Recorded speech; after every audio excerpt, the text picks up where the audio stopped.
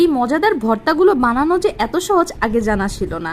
চলুন শেয়ার করা যাক। আজকে আমার ছোট বোন আর আম্মু মিলে অনেকগুলো ভর্তা বানাচ্ছে।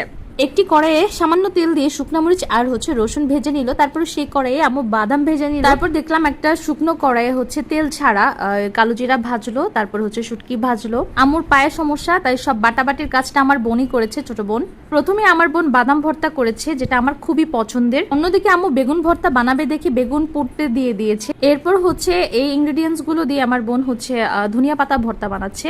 আর ধনিয়া পাতা তো একদম 10-এ 10 হয়েছে, এত মজা হয়েছে এই ভর্তাটা।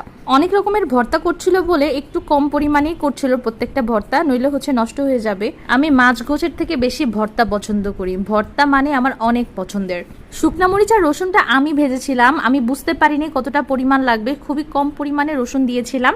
তাই আম্মু কালো জিরা ভর্তার জন্য একটা রসুন আম্মু পুড়ে নিয়েছিল। পরবর্তীতে ভর্তাগুলো দেখে একদমই লোভ সামলাতে পারছিলাম না। আমার বোনকে বারবার বলছিলাম একটু পাটার মধ্যে যেন ভাত মাখায়, এটা আমার খুবই পছন্দের, কিন্তু ও মাখিয়ে দেয় নাই। Very bad. ও খুব সুন্দর মজা করে বেগুন ভর্তা বানালো। বেগুন ভর্তাটা দেখেও আমার খুব লোভ হচ্ছিল। আমার ক্ষুধা দ্বিগুণ বেড়ে গিয়েছিল, কতক্ষণে ভাত খাবো সেই আশায় বসেছিলাম। আমি ভর্তার এত বেশি ক্রেজি লাভার, কি বলবো, এই ভয়েস দিতেও আমার ক্ষুধা লেগে গেছে ভর্তা দেখে। আমার বাসাটা রাস্তার সাথে, তাই অনেক নয়েজ শুনতে পারবেন, প্লিজ অ্যাভয়েড। নিও আমার মতো ভর্তা লাভার হয়ে থাকলে অবশ্যই কমেন্টে জানিয়ে দিন। আল্লাহ হাফেজ।